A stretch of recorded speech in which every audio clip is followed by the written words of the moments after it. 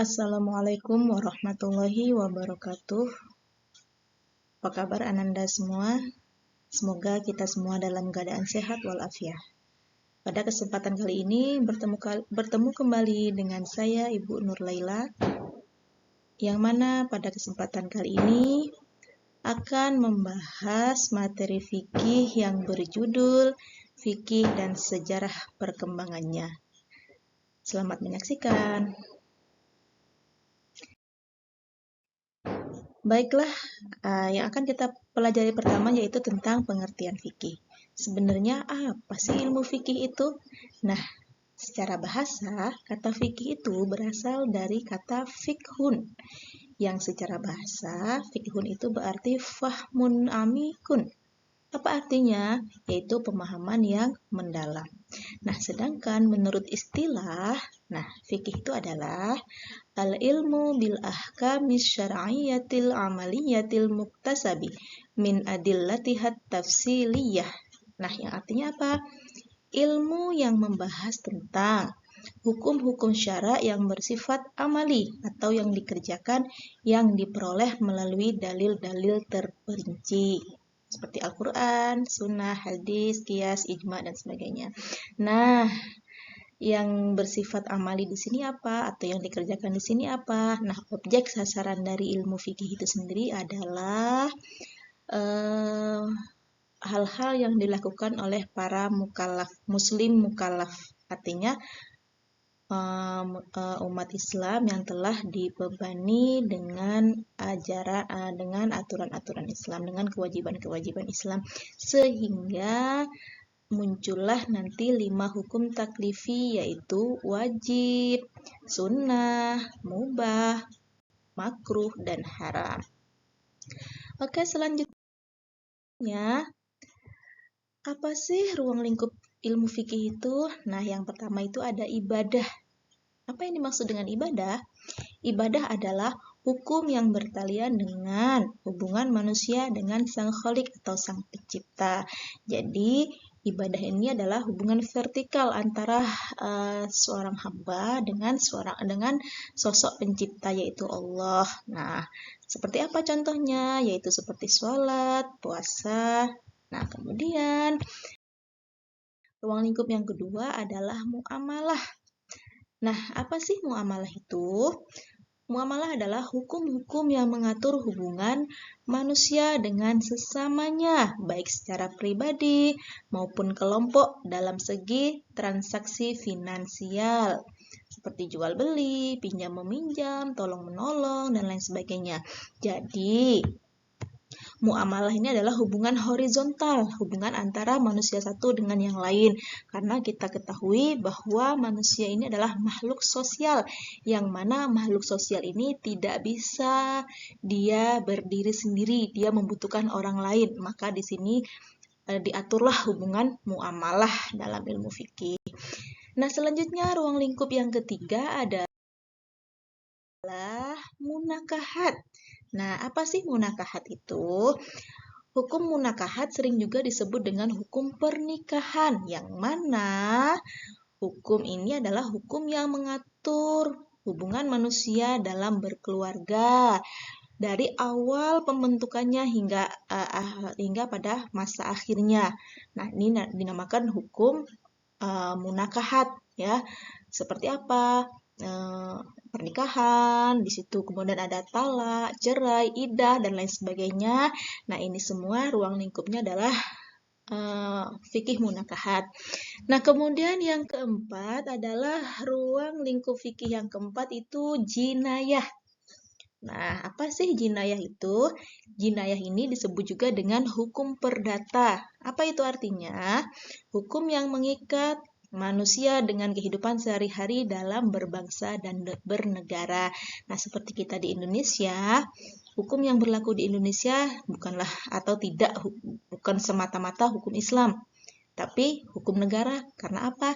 Indonesia adalah agamanya majemuk, ya, maka tidak bisa kita berlakukan hukum Islam itu sebagai hukum negara, tapi ada tersendiri yaitu hukum negara. Maka di sini fikih juga mengatur namanya hukum dalam ruang lingkup jinayah, itu hukum perdata. Seperti apa contohnya? Nah, misalnya tentang aturan-aturan hukum yang dibuat negara, undang-undang. Seperti mungkin dalam kehidupan sehari-hari ada contoh tentang taat rambu-rambu lalu lintas, kemudian larangan mencuri dan lain sebagainya. Nah, yang mana hukum perdata ini yang diatur oleh negara ini juga tidak bertentangan dengan hukum syariat. Oke. Selanjutnya akan kita bahas di sini adalah tentang sejarah perkembangan ilmu fikih. Nah, yang pertama itu pada masa periode Rasulullah Muhammad Sallallahu Alaihi Wasallam. Nah, pada periode ini ya dimulai sejak kerasulan Muhammad Sallallahu Alaihi Wasallam sampai pada wafatnya beliau, yaitu 11 Hijriah atau 632 Masehi. Nah, pada periode ini kekuasaan penentuan hukum sepenuhnya berada di tangan Rasulullah. Sumber hukum ketika itu adalah Al-Quran dan Sunnah. Nah, pengertian fikih pada masa itu identik dengan syariat. Karena penentuan hukum terhadap suatu masalah seluruhnya terpusat kepada Rasulullah. Jadi kalau ada permasalahan dan lain sebagainya, mereka langsung bertanya kepada Rasul. Nah, pada periode ini, pada periode Rasulullah ini, itu dibagi menjadi dua periode. Yang pertama adalah periode Mekah, dan yang kedua adalah periode Madinah. Nah, pada periode Mekah, risalah Nabi Muhammad SAW lebih banyak tertuju pada masalah akidah. Ayat hukum yang turun pada periode ini tidak banyak jumlahnya, dan itu pun masih dalam rangkaian mewujudkan revolusi akidah untuk mengubah sistem kepercayaan masyarakat jahiliyah menuju penghambaan kepada Allah semata. Karena pada masa periode Mekah kondisi ketauhidan pada masa itu masih sangat melemah, sehingga ilmu tauhid dulu yang harus diperdalam.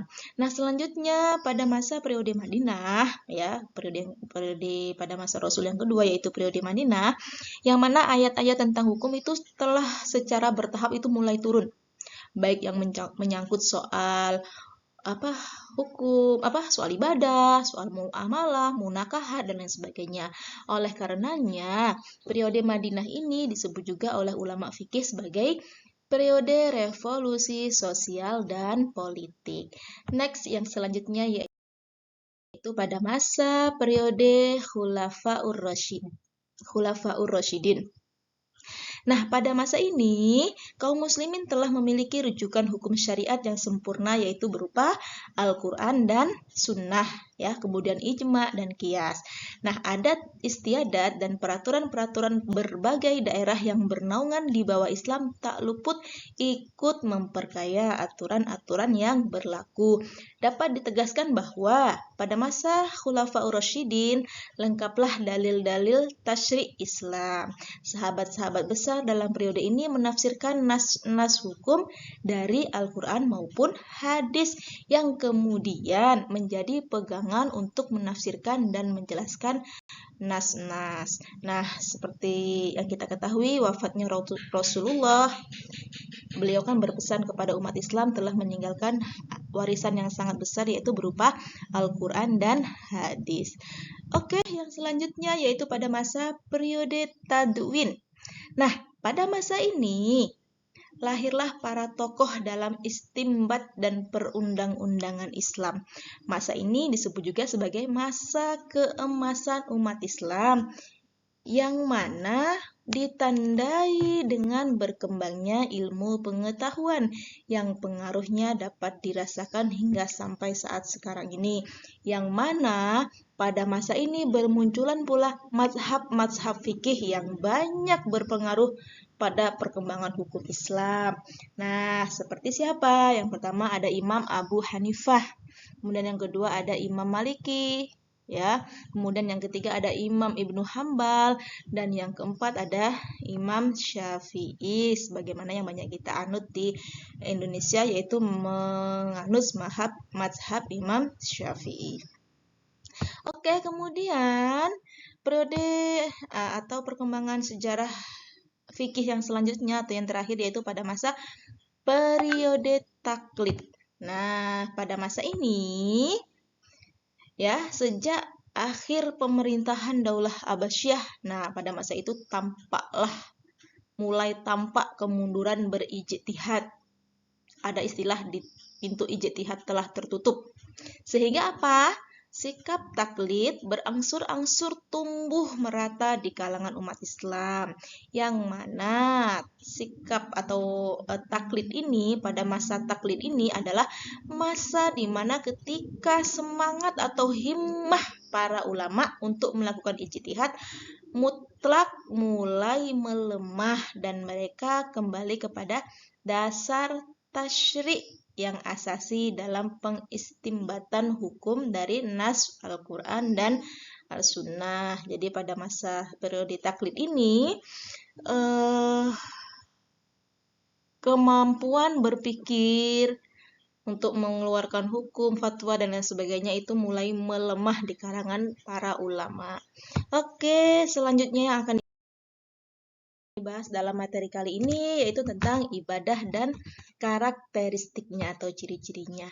Nah, sebenarnya apa sih ibadah itu? Ya. Nah, menurut bahasa ada 4 makna dalam pengertian ibadah. Yang pertama, ibadah bisa diartikan taat. Kemudian yang kedua bisa diartikan dengan tunduk. Kemudian yang ketiga bisa diartikan dengan hina, dan yang keempat bisa diartikan dengan pengabdian. Jadi ibadah ini merupakan suatu bentuk ketaatan, ketundukan, dan pengabdian kepada Allah, yang mana di dalam Al-Quran kata ibadah itu berarti patuh atau taat, ya, tunduk atau khudu, mengikut, menurut, dan doa.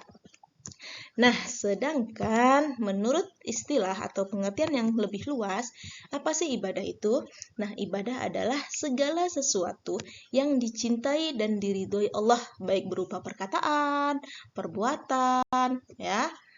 Nah, adapun menurut ulama fikih, ibadah adalah sebuah bentuk pekerjaan yang bertujuan untuk memperoleh ridho Allah dan mendambakan atau mengharapkan pahala dari Allah di hari akhirat nanti. Oke, selanjutnya, apa sih dasar hukum ibadah itu?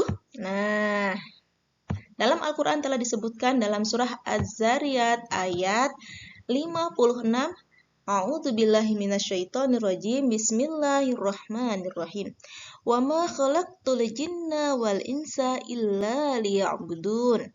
Shadaqallahul azim, yang artinya aku tidak menciptakan jin dan manusia melainkan agar mereka beribadah kepadaku. Ini yang pertama. Kemudian pada surah yang kedua yaitu surah Al-Baqarah ayat 21 yang berbunyi A'udzu billahi minasyaitonir rajim. Bismillahirrahmanirrahim. Ya ayyuhan nasu u'budu rabbakumul ladzi khalaqakum walladzina min qablikum la'allakum tattaqun. Yang artinya, wahai manusia, sembahlah Tuhanmu yang telah menciptakan kamu dan orang-orang sebelum kamu agar kamu bertakwa. Surah Al-Baqarah ayat 21. Nah, inilah yang menjadi dasar hukum bahwa kita selaku hamba Allah harus senantiasa beribadah. Oke, selanjutnya, sebenarnya apa sih tujuan ibadah itu? Nah, ibadah itu tujuannya untuk apa? Untuk membersihkan dan mensucikan jiwa dengan mengenal dan mendekatkan diri kepada Allah Subhanahu wa taala dan hanya mengharap ridho darinya. Oke, selanjutnya. Nah, pembagian ibadah ya. Jadi ibadah itu bermacam-macam. Nah, sekarang yang akan kita bahas adalah ibadah secara umum. Nah, ibadah secara umum itu terbagi menjadi dua. Yang pertama ada ibadah mahdhah, yaitu apa? Ibadah khusus yang berbentuk praktik atau perbuatan yang menghubungkan antara hamba dengan Sang Pencipta melalui cara yang telah ditentukan dan diatur atau dicontohkan oleh Rasulullah. Oleh karena itu, pelaksanaan dan bentuk ibadah ini sangat ketat, yaitu harus sesuai dengan syariat. Contohnya seperti apa? Seperti zakat, sholat, puasa, dan haji. Nah, kemudian ada ibadah ghairu mahdhah. Nah, apa sih ibadah ghairu mahdhah itu? Yaitu ibadah umum berbentuk hubungan antara manusia dengan manusia yang lain atau manusia dengan alam yang memiliki nilai ibadah, yang mana ibadah ini tidak ditentukan cara dan syarat secara detail, melainkan diserahkan kepada manusia itu sendiri. Islam hanya memberikan perintah dan anjuran dan prinsip-prinsip secara umum saja. Misalnya tentang apa? Tolong-menolong, kemudian sedekah, mencari nafkah, tersenyum, cinta negara, dan lain sebagainya. Ini ibadah secara umum. Selanjutnya yang kedua, ada ibadah secara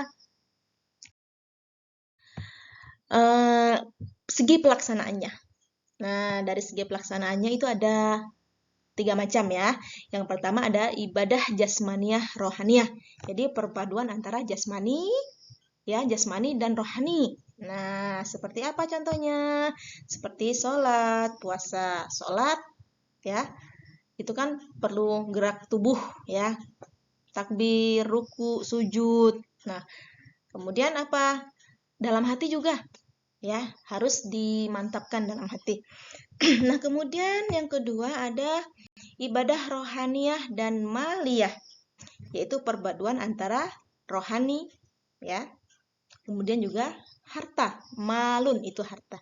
Contohnya seperti apa? Seperti ibadah zakat. Ya, zakat, dalam berzakat kita tentu membutuhkan harta ya. Sedekah, dalam kita bersedekah juga membutuhkan harta. Oke, selanjutnya yang ketiga ada ibadah jasmaniyah, rohaniyah, dan maliyah. Jadi gabungan ketiganya.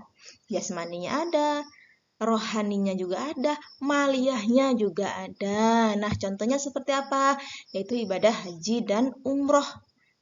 Ya, haji. Ibadah haji butuh banyak biaya kan, seperti itu. Oke, selanjutnya pembagian ibadah menurut segi kepentingannya. Nah, yang pertama ada kepentingan fardi atau perorangan. Artinya apa? Suatu ibadah yang dalam pelaksanaannya kita tidak membutuhkan orang lain, tapi ya kita sendiri. Contohnya seperti apa? Seperti sholat dan puasa. Kemudian yang kedua ada ibadah kepentingan ijtimai atau kepentingan berkelompok, kepentingan bermasyarakat. Nah, contohnya seperti apa? Suatu ibadah yang dalam pelaksanaannya melibatkan orang lain, seperti zakat. Kita mau beribadah zakat, tentu kita butuh sasarannya, yaitu siapa? Mustahik zakat. Kita mau beribadah haji, tentu kita butuh orang lain dalam bagaimana?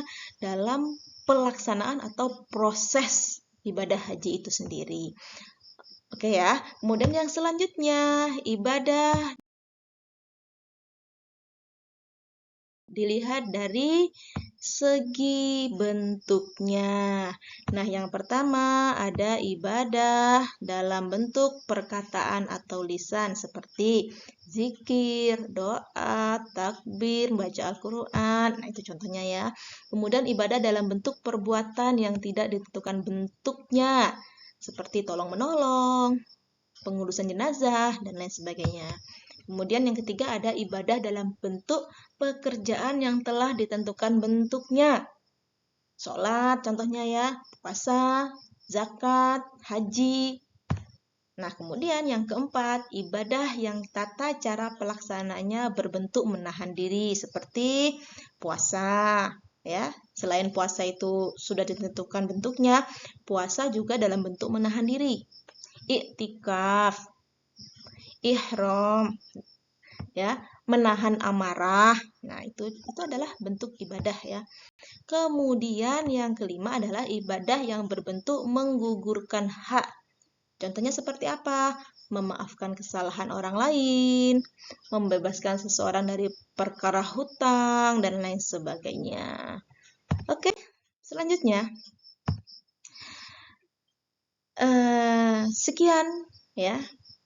Inilah yang dapat Ibu sampaikan pada pertemuan kali ini. Terima kasih atas segala perhatian. Sampai ketemu pada materi berikutnya ya. Yang perlu kita ingat adalah kita selaku hamba Allah ya, kita harus ingat bahwa sesungguhnya kita diciptakan oleh Allah itu melainkan hanya untuk ya beribadah. Wa ma khalaqtul jinna wal insa illa liya'budun. Sesungguhnya ya kata Allah, tidak aku ciptakan jin dan manusia melainkan untuk beribadah kepadaku. Jadi intinya di sini apa? Kita harus selalu introspeksi diri, harus selalu memperbaharui amalan ibadah kita. Oke, sekian dari Ibu. Terima kasih atas segala perhatian. Mohon maaf atas segala kekurangan. Sampai ketemu pada materi berikutnya. Assalamualaikum warahmatullahi wabarakatuh.